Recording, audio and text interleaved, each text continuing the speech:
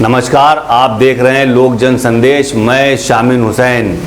कानपुर में व्यापारी के गोरखपुर में हत्या की जांच सीबीआई से करने की यूपी सरकार से सिफारिश की। 12 घंटे के अंदर ही शहर में ट्रिपल मर्डर से सनसनी फैल गई। यहां परचून की दुकान चलाने वाले के साथ ही उसकी पत्नी तथा बेटे की गला काट के हत्या कर दी गई।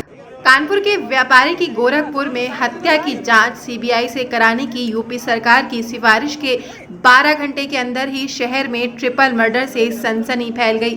यहां परचून की दुकान चलाने वाले के साथ ही उसकी पत्नी तथा बेटे की गला काटकर हत्या कर दी गई। वारदात को अंजाम देने के बाद बदमाशों ने घर के मेन गेट पर ताला लगा दिया और मृतक की बाइक लेकर भाग निकले। एक साथ 3 हत्याओं ने पुलिस के लिए बड़ी चुनौती पेश कर दी है। फजलगंज में शनिवार की सुबह दंपति और उनकी 12 साल की बेटी की हत्या की घटना से सनसनी फैल गई। तिहरे हत्याकांड की जानकारी होते ही पुलिस और फॉरेंसिक टीम ने पहुंचकर जांच शुरू की है। वहीं घर के बाहर लोगों की भीड़ लगी रही और राजनीतिक पार्टियों के नेता भी घटना स्थल पर पहुंच गए हैं। दंपति घर के बाहर ही बड़े भाई के नाम से परचून की दुकान चलाकर परिवार पाल रहा था। पुलिस ने परचून की दुकानदार, उसकी पत्नी और बेटे का शव बरामद करके फॉरेंसिक जांच शुरू कराई है। पुलिस अफसर भी मौके पर पहुंच गए हैं। फजलगंज चौराहे से गोविंद नगर के रास्ते पर उप निदेशक विद्युत सुरक्षा कार्यालय के पास मकान में राजकिशोर, पत्नी गीता देवी उर्फ बेबी और 12 वर्षीय बेटे नैतिक के साथ रह रहे थे। मकान के बाहर ही बड़े भाई प्रेम किशोर जनरल स्टोर के नाम से परचून की दुकान चलाकर परिवार का भरण पोषण करते थे। शनिवार की सुबह लगभग 8:30 बजे पड़ोसी राजेश ने राजकिशोर के भाई प्रेम किशोर को फोन किया तो उनकी बेटी निकिता ने बात की। राजेश ने उसे बताया कि राजकिशोर के घर के बाहर ताला लगा हुआ है और एक व्यक्ति उनकी बाइक ले जाते देखा गया है। इस पर राजकिशोर परिवार के साथ घर पहुंचे और मकान और दुकान पर ताले लगे मिले। मोबाइल फोन पर कॉल की लेकिन किसी ने भी कॉल रिसीव नहीं किया। इसके बाद पुलिस को सूचना दी गई। मौके पर आई पुलिस दुकान के ताले तोड़कर घर के अंदर दाखिल हुई तो नजारा देखकर सभी दंग रह गए। मकान के अंदर राजकिशोर, उनकी पत्नी और बेटे के रक्त रंजित शव पड़े मिले। तीनों के सर पर किसी भारी वस्तु से हमला करके हत्या की गई और सिर को पॉलिथीन से कसकर बांधा गया था। तीनों के शवों को एक जगह लाने के बाद कंबल डालकर हत्यारा फरार हो गया है। तिहरे हत्याकांड की जानकारी के बाद डीसीपी क्राइम सलमान ताज पाटिल भी पहुंचे और डॉग स्क्वाड व फॉरेंसिक टीम को बुलाया गया है। घटना की जानकारी होते हुए लोगों की भीड़ एकत्र हो गई। पुलिस अधिकारियों का मानना है कि हत्यारों ने घटना को लूटपाट दर्शाने की कोशिश की है, लेकिन ये लूट नहीं है बल्कि पूरी प्लानिंग के साथ पत्नी, पति और बच्चे की हत्या कर दी गई। हत्या के कारणों का पता लगाया जा रहा है। ऊंचवा मोहल्ला है जहां एक परचून की दुकान परिवार चलाता है। दुकान उनके घर के ही अंदर है। आज सवेरे उनके भाई को सूचना दी पड़ोसी ने कि दुकान अभी तक खुली नहीं है। कुछ उनको शक हुआ, जिसके आधार पे घर वालों ने आके यहाँ पे ताला तोड़वाया और अंदर जो है पति, पत्नी और उनके बच्चे की डेड बॉडी मिली है। पुलिस की फॉरेंसिक यूनिट, डॉग स्क्वाड की टीम सब अपना काम पे लगी हुई है। सर्विलांस की टीम, कुछ सुराग भी मिले हैं, उसके आधार पे छानबीन करी जा रही है। जो भी सूचना निकल कर आएगी आपको बताया जाएगा। जल्दी इस घटना का खुलासा कर दिया जाएगा। कहा जा रहा है कि रक्त रंजित शव मिले हैं और पैर बंधे हुए हैं। क्या इस मामले में कितनी सच्चाई है? क्या लग रहा है? देखिए, कुछ भी प्रथम दृष्टा कहना जो है वो जल्दबाजी होगी। विस्तृत छानबीन हो रही है, सारी टीमें यहाँ लगी हुई हैं। तहरीर के आधार पर अभियोग पंजीकृत किया जा रहा है। छानबीन में जो भी निकलेगा आपसे शेयर किया जाएगा।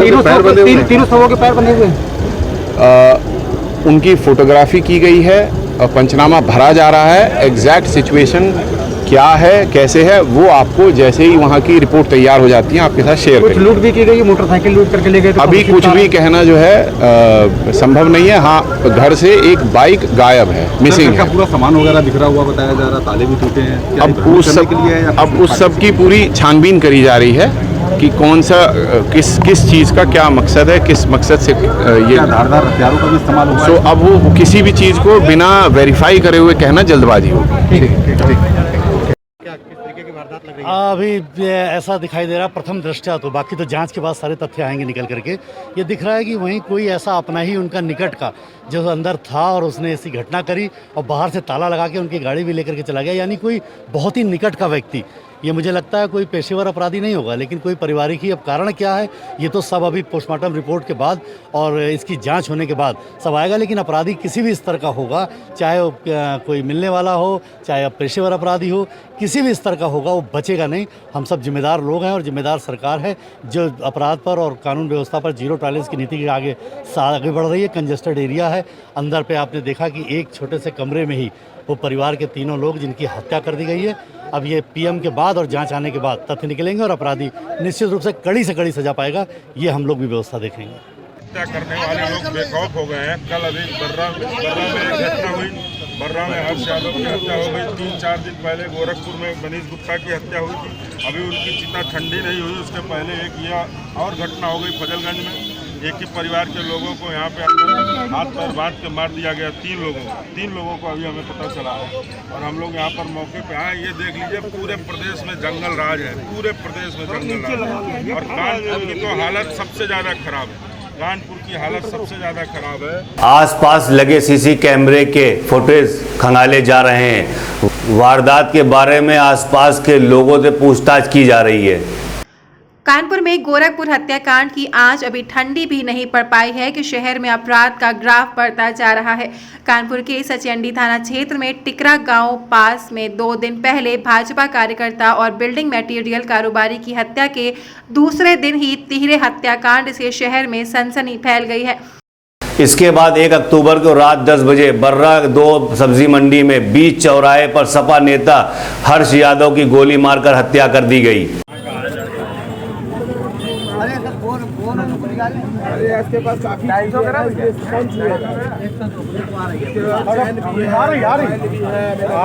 रही पुलिस आ रही, देखो आ रही पुलिस आ रही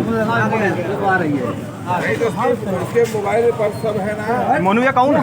पता नहीं गोली मार रही है। कौन हर्ष यादव?